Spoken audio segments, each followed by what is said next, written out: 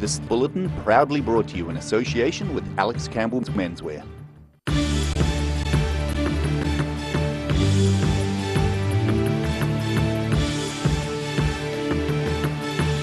Tonight on the South Today, a cut in funding means Dunedin is about to lose a resource centre and it could affect those suffering from Hep C. And 2 Australian chefs have been brought into the country to help coach the next generation of culinary experts. And we take a look at the link between Dunedin-based research and a global study.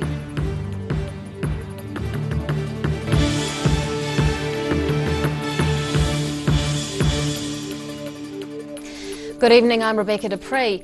One woman will lose her job and her vocation next year, but she's vowed to keep fighting. Alison Beck will be forced out of Dunedin's Hepatitis C Resource Centre due to an $80,000 funding cut. She says the cash-strapped organisation's closure will leave many with hepatitis C stranded and wanting answers. Breaking your nose and a finger would be pretty painful, but given the choice between that and hepatitis C, you'd probably choose the former. Alison Beck has lived through both. She is one of more than 50,000 New Zealanders who have contracted the hepatitis C virus. Potentially there are many more, as it is estimated only half of cases are currently diagnosed. Beck is luckier than some. She managed to beat the virus after taking a course of interferon. Today she is angry, not just because her friends have died from hepatitis C, but because she feels those responsible are not fronting up.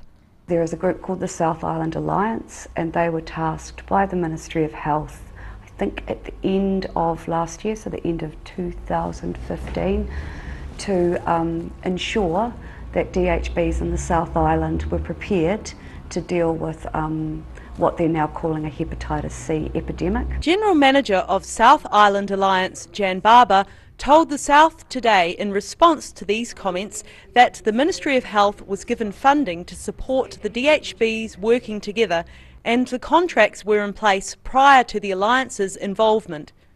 She said patients would still get services, but who delivered them was at the discretion of the District Health Board. Beck's organisation provides advocacy and support, but doesn't offer clinical help.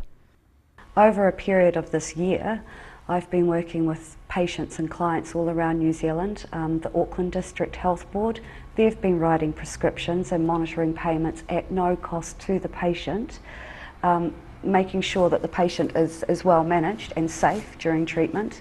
Wellington are doing it, Christchurch are doing it, and yet Dunedin, who started this whole thing with the generics, they will not do it. The Southern DHB told the Otago Daily Times they did not wish to take responsibility or accountability for prescribing such drugs. Beck says the South Island Alliance has not contacted her since she was told her services were no longer needed. I'm staff, my management and board are based in Christchurch. I haven't been able to contact them this week, but I have just sent an email saying, hey, do you know what is going on? It would be nice to know. I have no idea what monies are left in the bank. I have no idea when the job will be over. I honestly just do not know. She says over 300 patients will be left out in the cold when the service closes. It means if we're not here, the people will just die. It's really that simple, and we're losing more and more people each year to Hep C in New Zealand. And it's affected many lives, especially in the creative community. This was him at the beginning of last year over in, I think he was in Samoa with a good friend of his visiting her family. At that stage he knew that his Hep C was causing massive problems for his liver. With the recent parliamentary reshuffle and the potential changing of the guard in the cabinet, Beck says it is the responsibility of the Health Minister first and foremost to deal with an issue that has confronted a generation of Dunedin artists. Roselle LeBone, The South Today. A public meeting in Wanaka heard there's no known overseas evidence that can be used to control the spread of the problematic lake snow algae in 3 Otago lakes. About 40 people attended the meeting, which was organised by the Otago Regional and Queenstown Lakes District Councils. Resource Science Manager Dean Olsen said the Regional Council was still trying to find out where the lake snow algae came from and why it was producing slime. The District Council is looking into buying a filtration system to remove most of the lake snow from drinking water supplies. Proponents of a cooking holiday program say you're never too young to begin learning about food preparation. 2 Australian chefs have been brought to Dunedin by the University of Otago to launch the program. It's aimed at pupils in years 9 to 13 with the ultimate goal of producing chefs that are a cut above. When a problem comes along, you must whip it. And when making the perfect meringue mixture, the egg white, caster sugar and malt vinegar combination should form stiff peaks. This group of high school students from across Dunedin are the first to go through an educational University of Otago food-based holiday program. At a fundamental level, it's all about teaching kids how to cook, being confident in the kitchen, being adventurous, having the skills to make food for yourself and for your family, and really just enjoying it. The most important thing is learning to enjoy these fundamental skills. The program was first developed in Australia, and its creators have been brought over by the university to set it up. We're here working with the University of Otago and the Nutrition and Dietetics team, helping roll out a program called Create Our Own Kai. It's all about getting people in the kitchen and inspiring them and helping them to realise, especially young people, how easy it can be to prepare a healthy, fresh, delicious meal.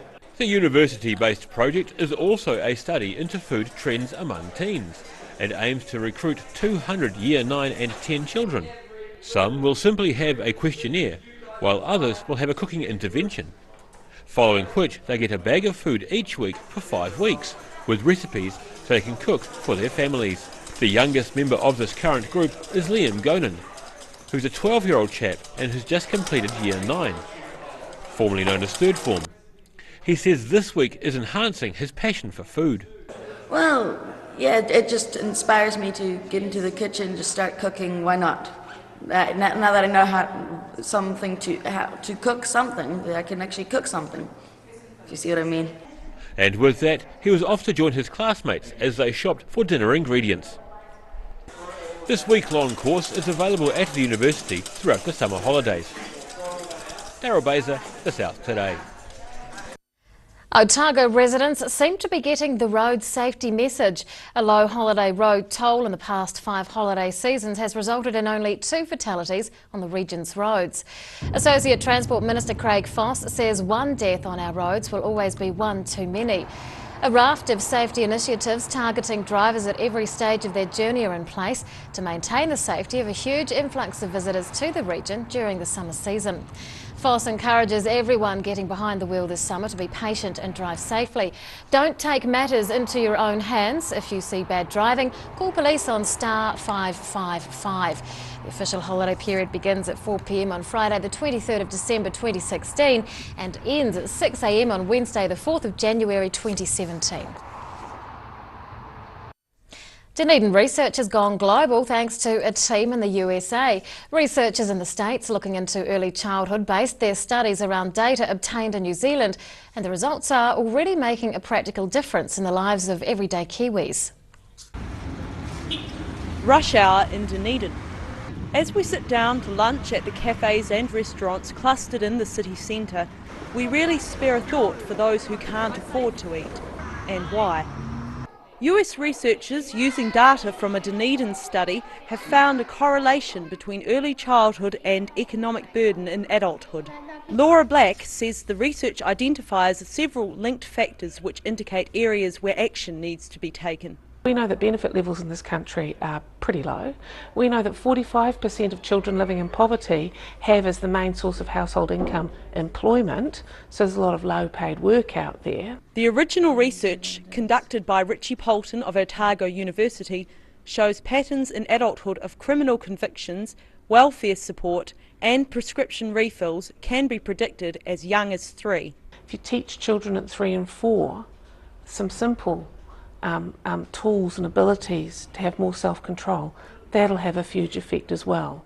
And if you're looking at a country like New Zealand where we are that far down the pecking order, this is like a bright torch in the darkness. Using information gathered from over 1,000 New Zealanders researched since birth, it was found just 20% of the group made up nearly 80% of the economic burden at adulthood. Black says the research around self-control in childhood is particularly useful for New Zealand which ranks 19 out of 36 countries in the OECD for child poverty. We run an early childhood centre.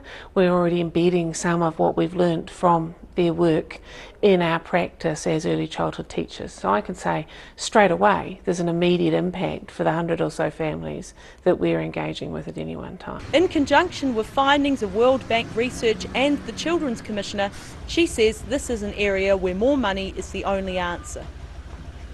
She hopes that come election year, some of the $8 billion government surplus will go back into the pockets of those who so desperately need it.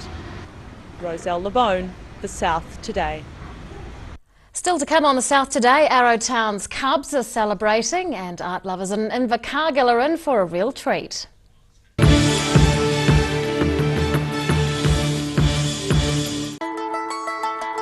Bring some more joy into your world by adopting one of our adult animals at SPCA Otago. Call now on 473 8252. Please adopt a pet now, they will love you forever. Emu oil has been used for centuries to support joint mobility and tired muscles. Also helpful for supporting healthy skin. Available as oil or in capsules. Go to www.silberhorn.co.nz to order emu oil today. Got the rallies coming to stay these holidays, but the lawn's looking a mess. Call the team at Ready Lawn, open right through Christmas and New Year.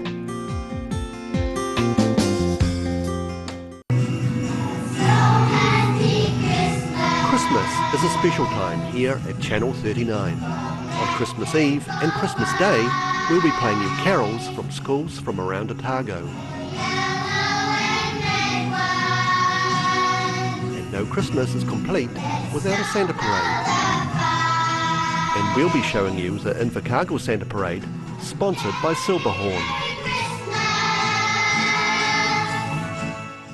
Southern Television takes pride in providing a wide range of programming. If you have concerns about our programming or feel that standards have been breached, please write to the address on screen within 20 working days of airing. Visit Broadcast Standards Authority website for more information on the complaints process. Yes, sunny chin. Neck, shoulder, back, sciatica, pain specialists. Innovative tools specifically designed to contour your grooves of depletion and excess muscle buildup. Sunny chin, it works. When it's time to say goodbye to your pet, Heaven Sent Pet Cremations are here to help you through this difficult experience. Call Heaven Sent Pet Cremations today for their care and guidance. Phone 489 2274.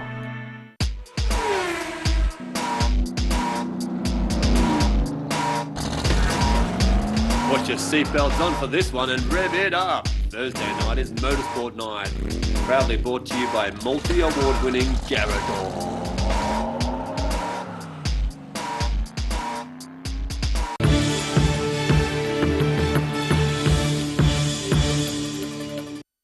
Welcome back. The Arrowtown Cub Pack is celebrating 100 years of youthful enthusiasm for the outdoors this year. But while it has 24 cubs enrolled, there are another 45 young people waiting on the sidelines, unable to join up. As Mina Amso reports, Cub leader Timbo Dika says the problem is a lack of leaders. Yeah.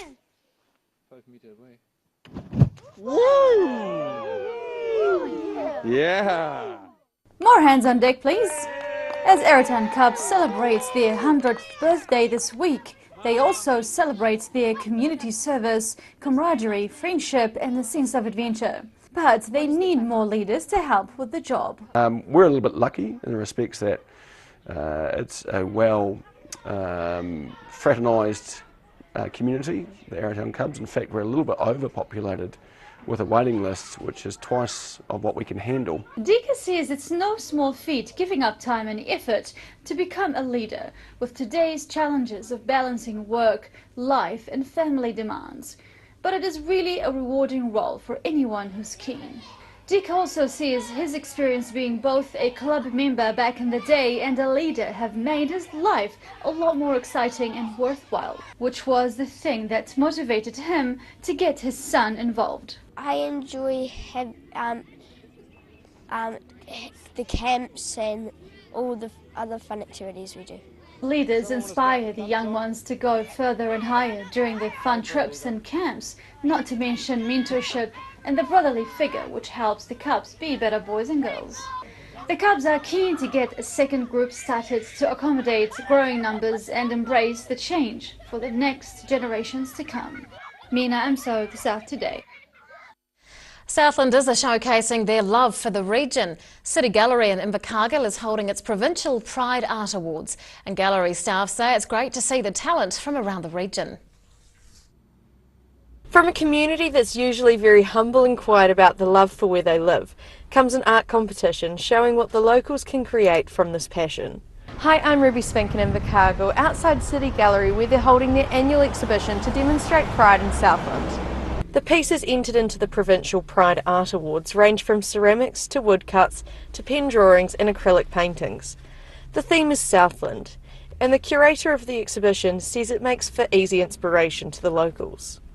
That's what they know and what they really love to paint. So, and of course it's beautiful scenery and things to paint down here and wildlife and everything. The competition brings in artists from all over the region, from all levels of experience. Gemma says this brings vibrancy to the art scene. People that are new to exhibiting, as well as people who have exhibited all their lives, so it's really interesting to see what some people have come up with. She's been collecting pieces for this exhibition since October and says it's great to see it all together and on the walls now. It's even more exciting when you put it together. Depending on what you put things next to, it can really make it look even more amazing than you thought it could. The competition is supported by local businesses such as McIntyre Dick and Partners, who provide prizes for the winners of the different categories. And the competition will be open until Wednesday next week. Ruby Spink, The South Today. After the break on The South Today, cuddle cots are gifted to Queen Mary Maternity Centre, and we'll take a look at the stories making headlines in July.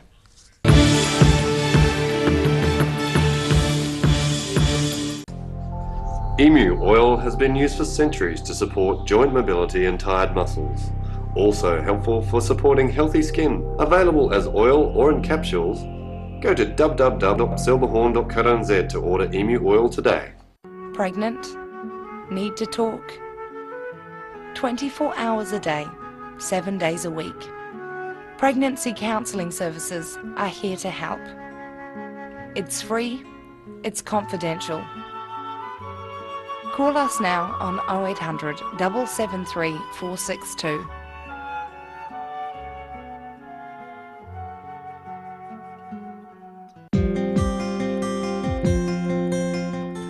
Got the rallies coming to stay these holidays, but the lawn's looking a mess. Call the team at Ready Lawn, open right through Christmas and New Year.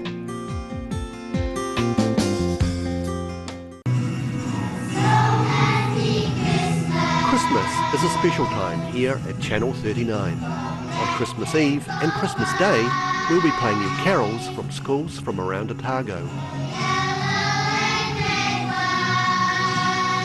And no Christmas is complete without a Santa Parade.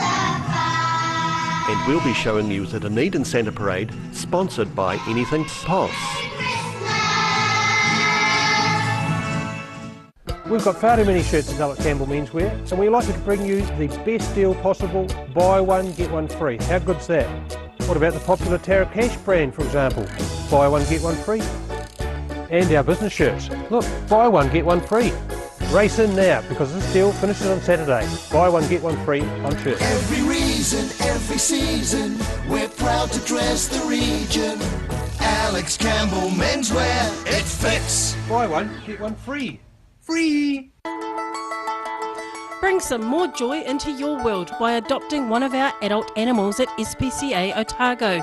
Call now on 473 8252. Please adopt a pet now, they will love you forever.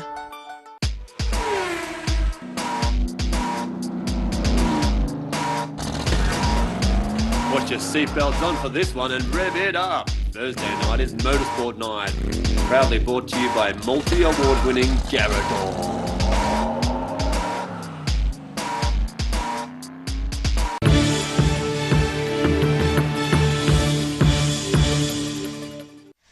Welcome back. There's only one more weekend before Christmas and businesses in Invercargill are continuing to decorate the city ahead of Saturday's holiday market. Our Invercargill reporter caught up with some people who were transforming a centre city arcade. Today, Christmas came to the city centre. Hi, I'm Ruby Spink in Invercargill in the SIT arcade between Don and Esk Streets, where it's getting a bit of a festive makeover. This is the first time SIT has gotten involved in Christmas celebrations. The students decorating the arcade say they want to give people a taste of the different ways the holidays experienced around the world. So we want to make this different. Yeah, I want they can see the Christmas in summer and in winter. So and in the middle is the transition part, and you can see the full pictures, the background, and we choose full cities from all over the world. And the people can stand in front of the picture and take the photos. It's all being done to tie in with the festival in the CBD on Saturday. But the decorations aren't the only reason to visit the arcade this weekend. We have some activities for children, for also the massage for the adults. And with Christmas 10 sleeps away, residents say it's great to see the city getting in the spirit. I'm Ruby Spink for The South Today. Queen Mary Maternity Centre at Dunedin Hospital has received a special gift from a local family, and it's one that will help grieving families after the loss of a baby. Emerson Morgan and Ben Davidson donated the cots in memory of their daughter Addison Hope Davidson, who was stillborn in July 2014. The cuddle cot is a cooling system that's placed into a Moses basket, and it allows parents to have extra time with their baby. The couple raised $18,000 to buy the 3 cots and hope to see them used around the wider region. The total raise was about... Well, cuddle cots are approximately $5,000 each. I've also imported spare parts for all of the cots because I didn't want for a family to be using it and it break down. So I've got all of the important spare parts so that they're in reserve for all of the cots. The extra bassinets, there were additional import charges. Morgan says the cots are easy to use and will give families a chance to spend time with their baby at home until they're ready to say goodbye. Well, it's time now to continue our look back on the stories making headlines in 2016. In July, icy weather caused accidents all over Dunedin, and dogs and their owners had some new areas to exercise. A wind farm application was denied because of the negative impact on neighbours, and a global phenomenon arrived in town. A change to the dog control bylaws came into effect at the start of July. A map became available so dog owners could see exactly where they could and could not walk their pets. Yes, so they can go onto the DCC website and go into Animal Services, and you will see in the bylaw section right down the bottom of the page there is an interactive map, and if you click on that and you can actually search the areas that you're interested in. A protest organised by Unions Otago saw people calling on the government to abolish the 90-day trial for employees. And students from all over the world were in Dunedin to be immersed in the Māori culture to celebrate Te Wiki o Te Māori. It's an opportunity for people to acknowledge Te Reo Māori as the Indigenous language of Aotearoa. It's an opportunity to celebrate, and for schools, early childhood centres, workplaces, all of our people in New Zealand to take some time for Te Reo Māori. 1,000 school students took part in a large-scale experiment. It was the biggest science demonstration in the whole of Australasia, but it didn't all go to plan as the big finale failed to go off. And just as class was about to be dismissed, a large truck rolled on State Highway 1 near Shag Point. There were more than 25 motor incidents due to icy weather. A DCC Hearings Committee turned down the Blueskin Resilient Trust application for a wind farm on Porteous Hill near Warrington. The committee chair weighed up the evidence and came to the conclusion the towers would have a negative impact on immediate neighbours. I've indicated that the dominance is greater than I believe is fair and reasonable, and in that regard there were no offers of mitigation. There's really no way that you mitigate a 90-metre tower at about 400 odd metres. In your view, so in my view it's decline. The Highlanders were confident going into the end of their season and were looking forward to meeting the Chiefs. 75 weightlifters were pushing their limits at the South Island Championships, and a global gaming phenomenon hit town, with a large group swarming around the city looking for digital critters. From what I've seen, it's been absolutely incredible, especially for people with children that don't normally socialise and things like that.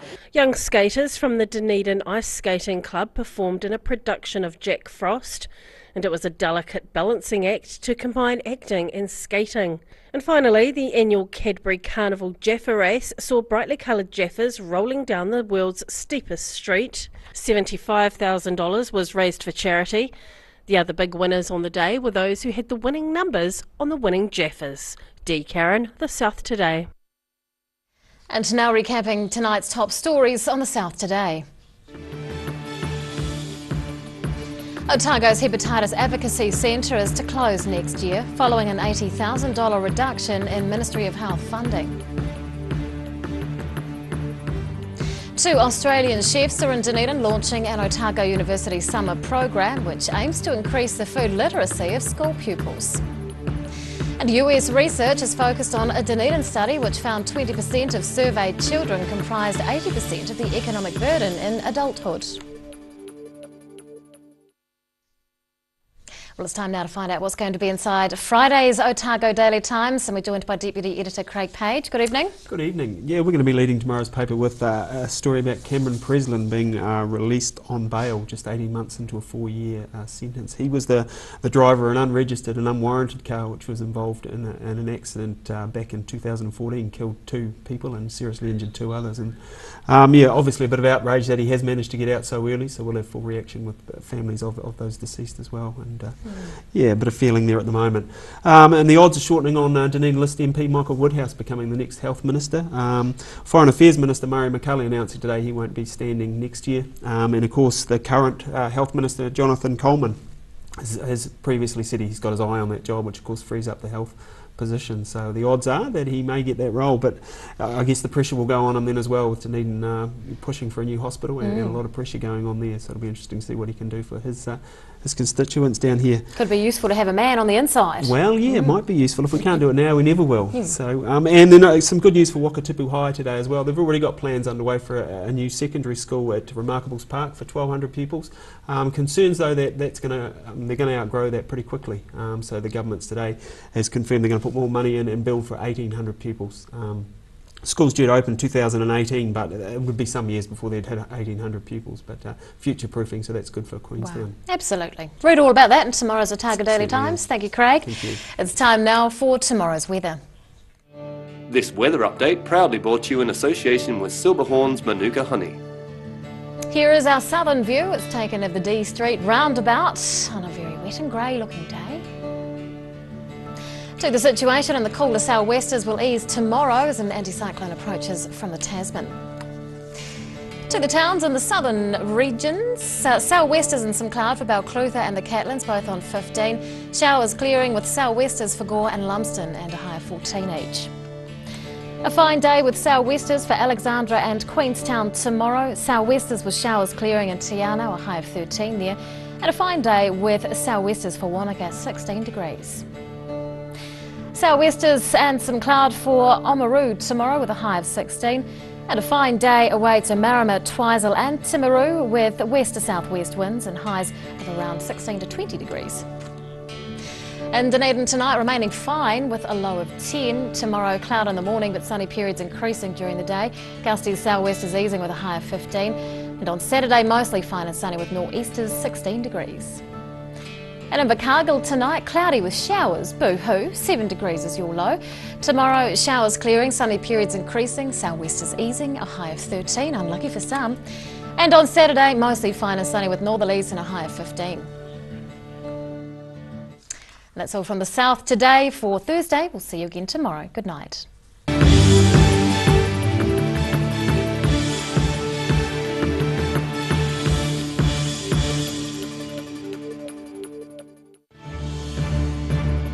This bulletin proudly brought to you in association with Alex Campbell's Menswear. Supporting local content so you can see more of New Zealand on air.